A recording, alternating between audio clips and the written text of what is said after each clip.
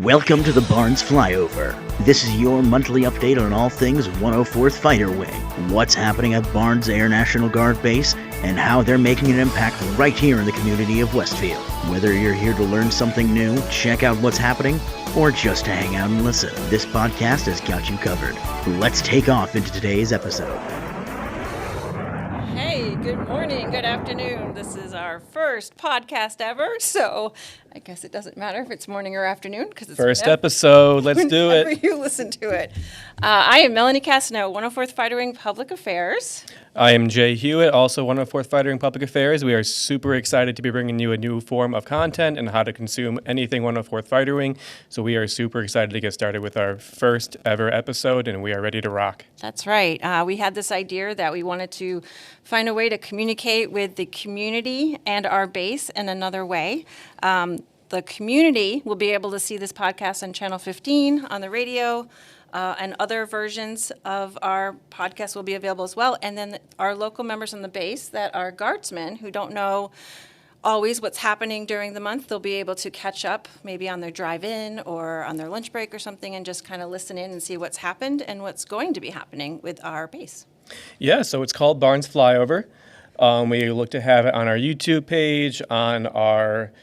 we're going to cut it up and put it on Facebook and Instagram to make sure you are following all of those, to make sure you have all of the most up-to-date information. We are hoping to put this out once a month. We shall see how that goes, but hopefully everything goes well and we're able to see you and do this once a month, so we're looking forward to that. Right. We'll have different hosts as well, whether it be from the base or the community, but the idea is it's just going to be casual conversations with me and Jay, and it'll be a lot of fun. And going off that, if anyone has any questions at all for myself, Melanie, or the 104th Fighter Wing in general, be sure to hit us up. All of our information will be in the descriptions below. All right. So we have a guest today. We've got to go over some previous stuff we've done throughout the month. Who's our guest we have coming up? Very excited. Our guest today is none other than Master Sgt. Andrew Lawrence.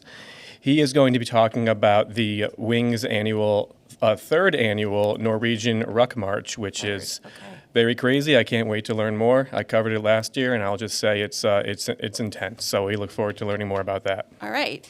One thing we thought of before we get going, you guys don't know who we are, so we wanted to give a little fun fact questions. We've prepared some questions for each other that we don't know. So we're going to ask each other some questions and just have a little fun with this. I have not heard these, by the way.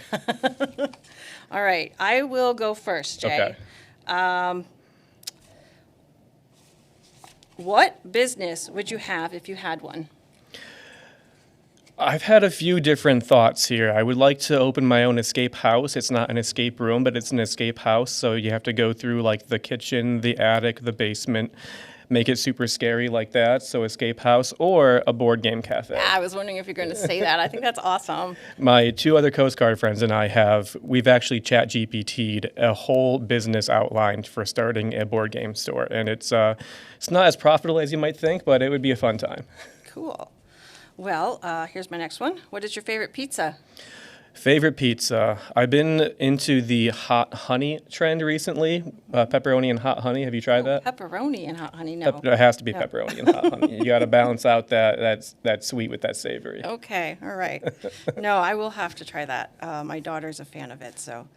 All right, and last question. This might be tough. What would the title of your autobiography be and why? Ooh, the man, the myth, the legend. Oh, Jesus. And why? And why? Because I'm an enigma. Okay, all right. Now that I blew through those softballs, let me get to the real questions here. Oh, boy. All right, Melanie. What would you say your best personal moment was while serving in the military? My best personal moment? Oh, my goodness. Why do you have to hit me with the hard ones? I asked you what your favorite pizza was. Mine was easy. Mine was at the helm on a cutter for a 140-foot boat and through a hurricane. That was awesome. My favorite moment. God. I don't know. My favorite pizza is chicken and broccoli. All right, chicken and broccoli. All right, question 2. Another softball, don't worry. What is your biggest fear? All right, fun fact. It's going to sound stupid. I have a weird fear of worms. Okay. Like, I know they don't bite. I know they won't hurt you. And I'm a huge They gardener. actually can bite. Worms have teeth. No, I'm just kidding. Okay. Make All right, you even more afraid. so some people already know this because they know me, but yeah, it's weird. I'm a huge gardener too, and I can't stand worms. I did not know that, so look at that. Every day you learn something new. All right, last question. I know it's not going to be a worm. If you could be any animal, what would you be?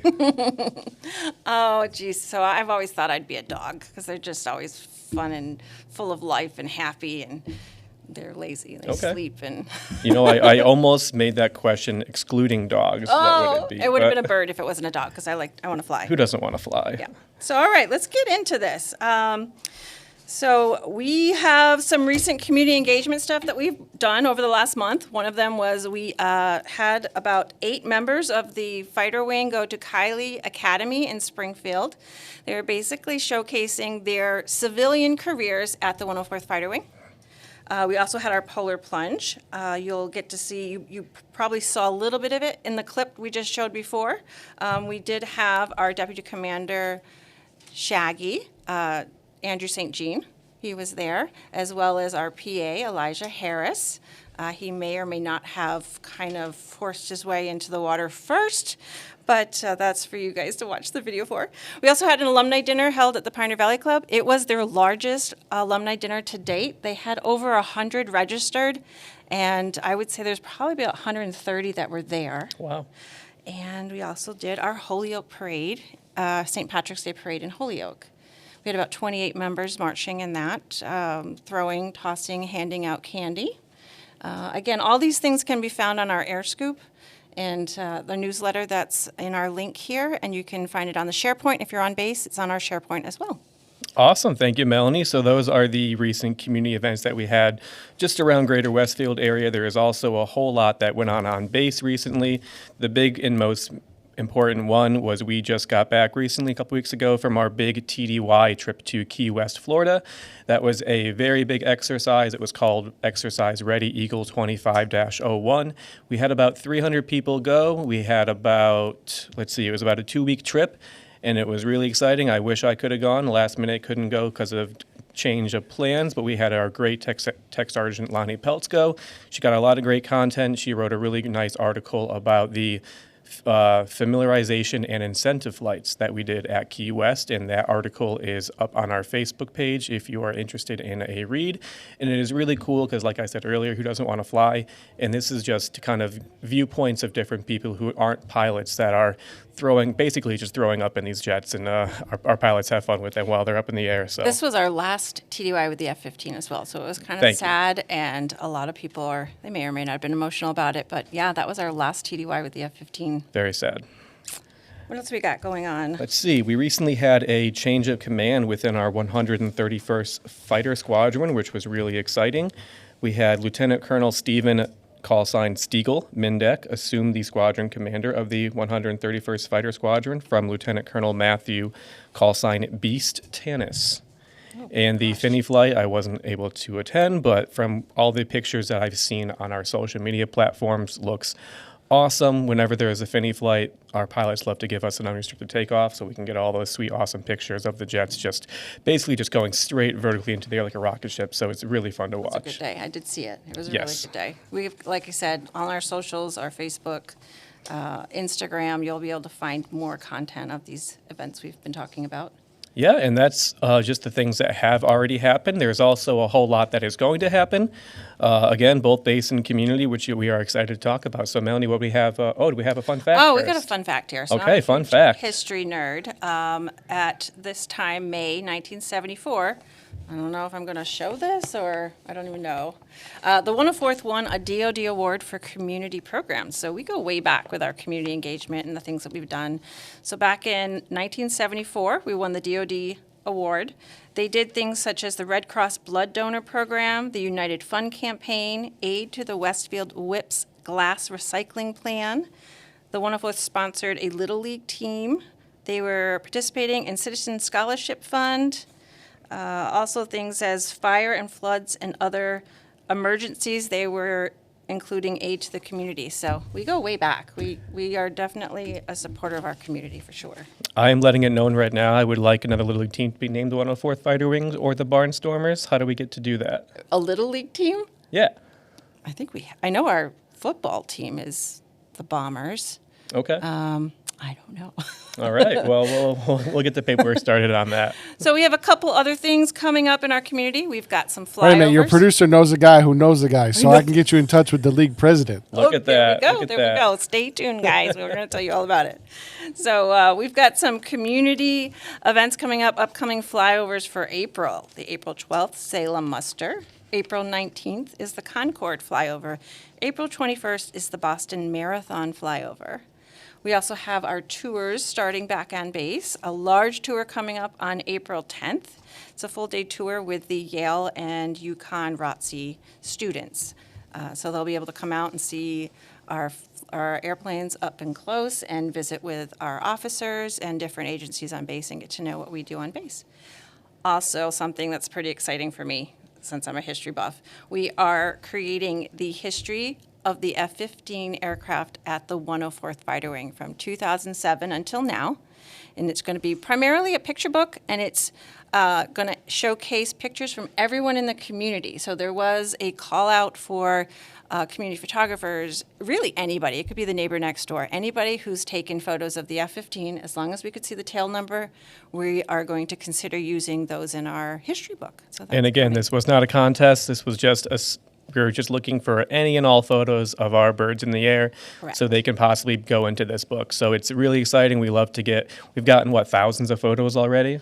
We've got over 1,000 photos to go through, so stay tuned on if your photo will be accepted or not. We are going to use lots of them, and we will notify you if we are using them. But we're still taking submissions until May 1st. Awesome. Yep.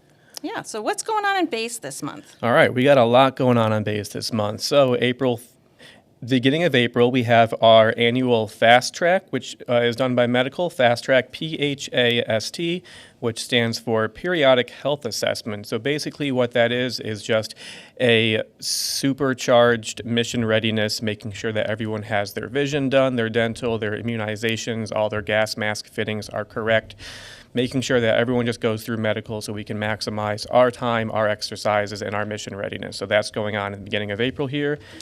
April 8th through April 12th, we have the Best Warrior competition, and that is a really fun one. That's going to be at Camp Edwards, Mass. And we actually have, so that's actually going to be 6 events that happens at the Best Warrior competition. We have a fitness test, a weapons qualification, a day-to-night land navigation, which I hear is one of the hardest ones, a medical aid test, and a written exam, and lastly, a 12-mile ruck march. And again, Master Sergeant Lawrence is here to tell us a little bit more about what a ruck march is later on. The winner of the overall NCO and overall soldier for the Best Warrior competition go on to compete at the Region 1 Best Warrior competition in May, with the hopes of competing in nationals later this year, with the addition of some cool fancy medals.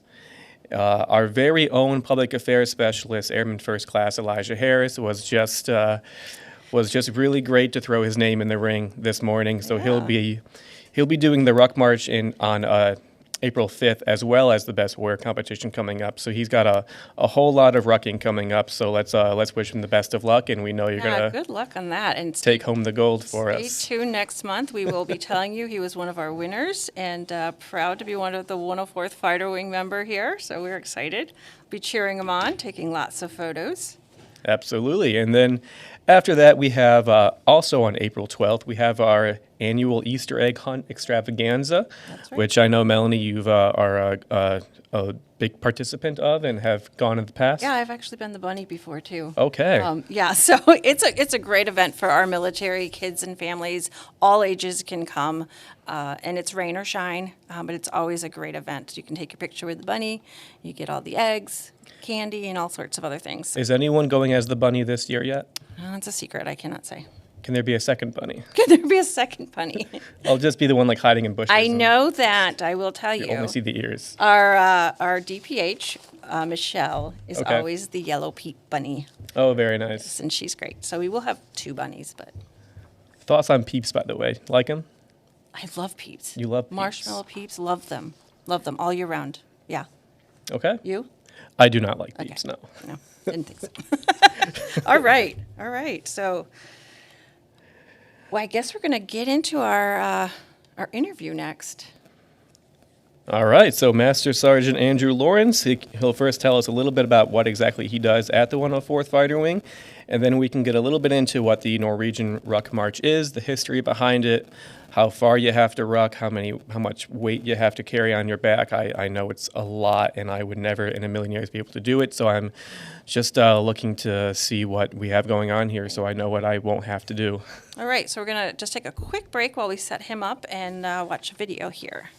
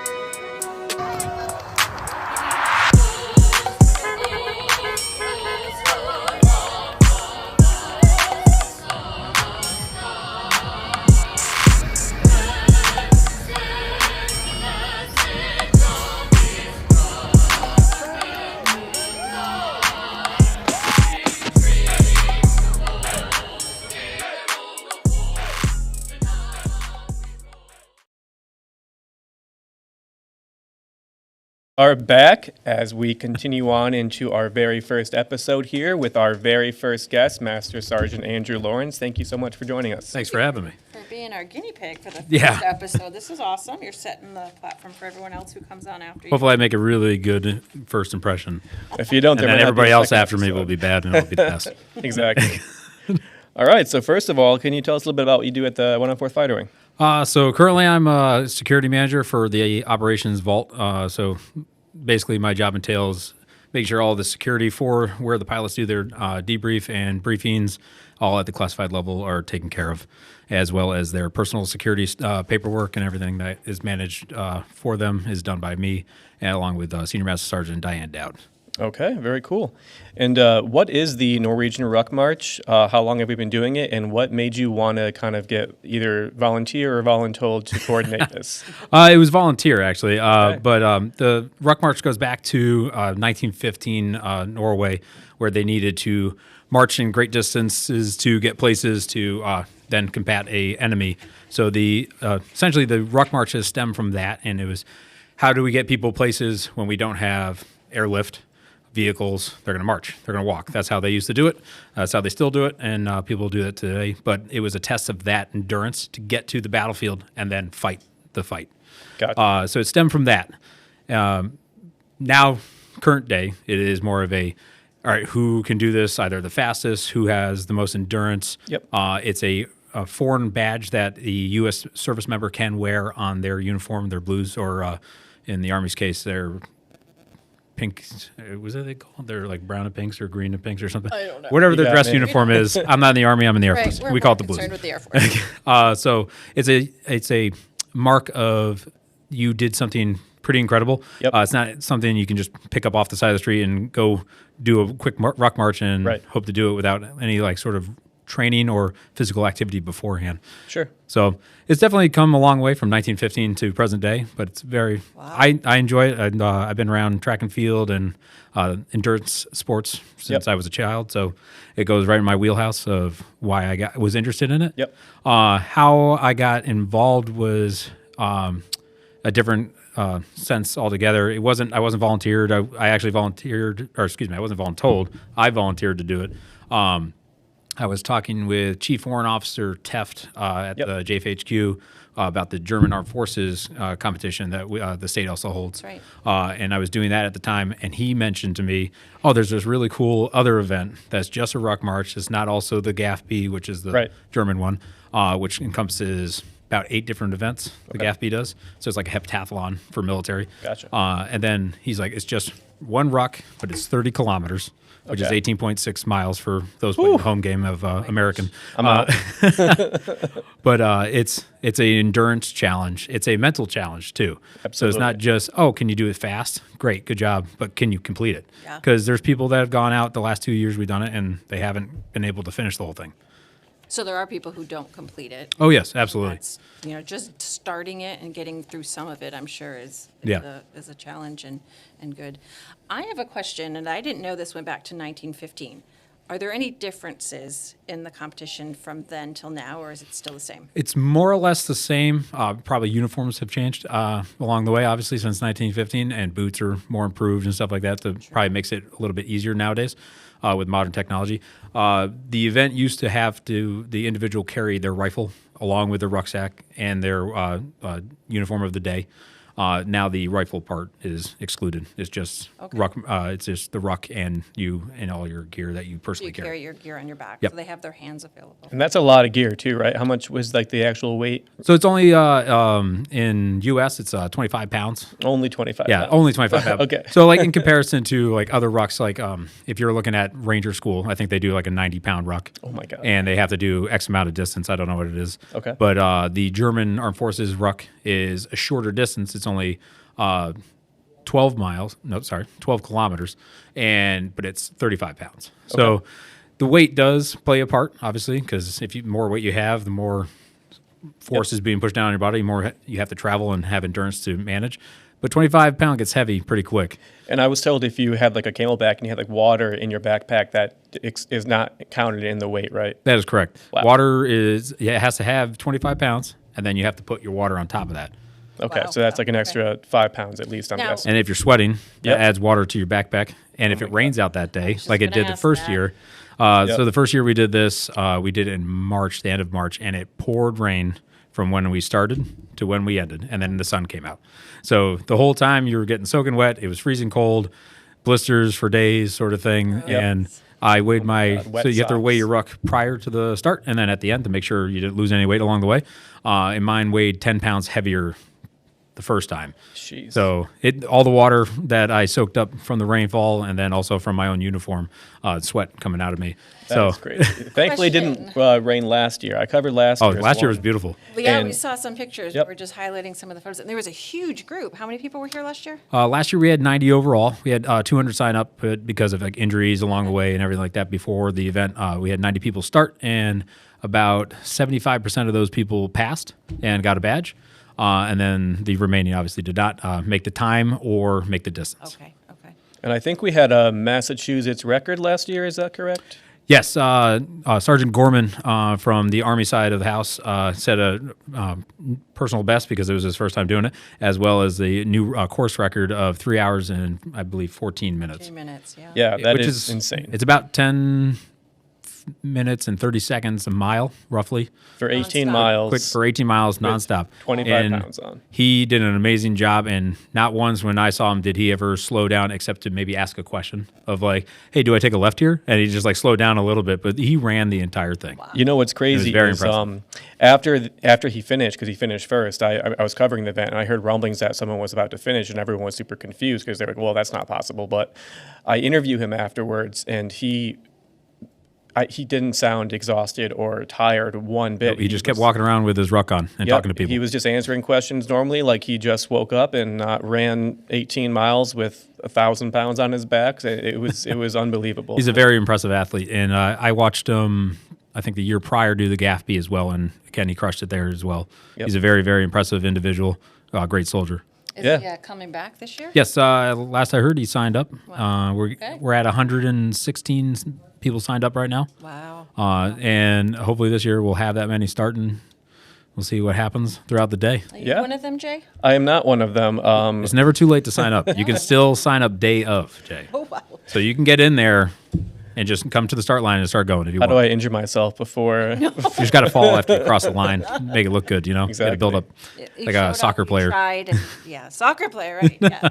Yeah, and I know the person who finished second. I believe I have his name too. If I don't, I actually Sergeant Kane. Kane. Yes, he finished in second. He's going to be doing it this year again as well. Yep. And They I both hear reached there's- out to me. He's very excited. I hear there's going to be some competition for that new record. His email to me was pretty much, "Hey, I want to do it.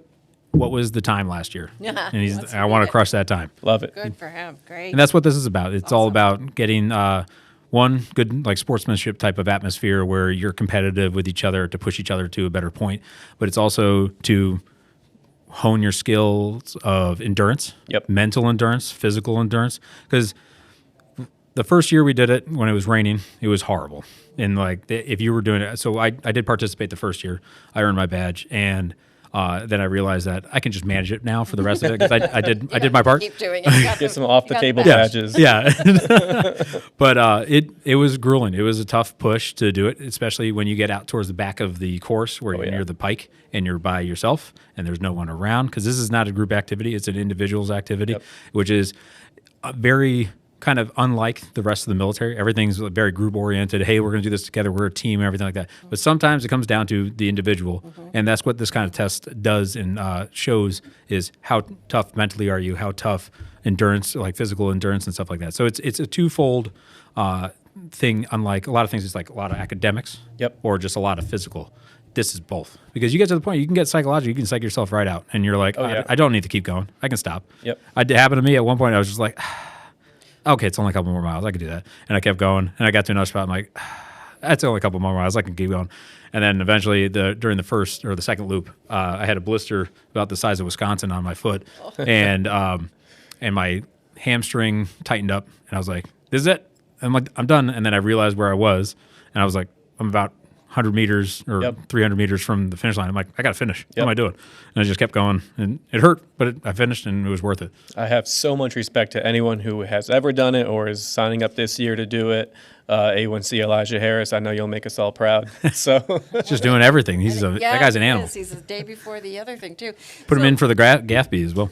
This is on base, right? Yes, the whole thing is conducted on base inside the grounds of our airfield. So we do work and coordinate with the civilian side of the airfield, so we can transition through that area unimpeded, essentially. The last 2 years, they've been kind enough and great to shut down runway 33. So on the back end of it, there's a section that technically you can't walk through unless you call the tower, unless the runway shut down. So the last 2 years, they've actually shut it down for us, which has been great because it made it 10 times easier. So the community wouldn't be able to come out and cheer them on? or Not anything? this year. Okay. So it is open to individuals that are associated with military members. So if you are a military member, but your wife or husband or child wants to participate, you can bring them because you can get on base with your military ID and they can participate. If it's your neighbor and wants to do it, you can bring them and be their escort and get them on base and they can participate. Okay. So I am trying to figure out the dynamics of how do I open this up to the entire community, because I'm sure there's lots of people that like to do road races. There's lots of people. I'm pretty sure we'll be able to go live on our Facebook. Yeah. For this event. We're just going to have to go through the wickets to get it approved, but we could work on that. Worst case, we are covering it as an event. Yeah. We'll be talking about it next month on our podcast, but there'll be stuff on our Facebook, Instagram. Because I would love our to be able website. to incorporate the whole community, get it out there. Yeah. Even do it off base because there's rails for trails that goes for a while. But then you start incorporating like, hey, you got to shut down maybe streets. You got to get cops involved to do traffic control. The way we have it set up right now, because it is a military like event essentially at its roots, it's done on base at zero cost to anybody.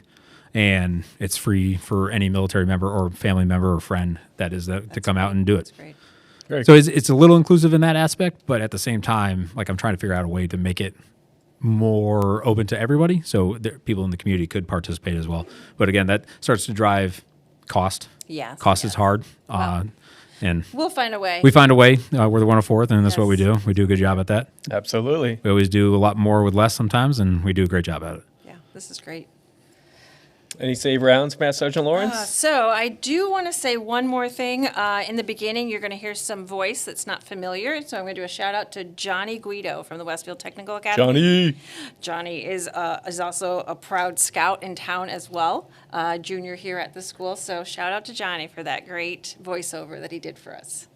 If you close your eyes, you'd swear you're just like been driving for like 8 hours in the car with like the perfect radio station set, and you're just cruising to it. So he's got a very, very radio voice. So Yes, he does. we love it. So thank you, Johnny. He has also done voiceovers for the Springfield Thunderbirds. So Yes. yeah. So no, I think this is about it. We just want to make sure you guys like and subscribe. Again, we keep saying Facebook, Instagram. We have our website. We're looking for comments and feedbacks if you want to see a certain guest. If you have any comments or feedbacks on our lovely first podcast, let us know. We will do our best to improve. Yeah, so I think that's it. Yeah. Again, make sure you're checking out all of our Facebook, Instagram, Divids, YouTube pages for this. All the descriptions, everything that we've talked about, including all the pictures and videos from all the events that we covered, will be in the description below.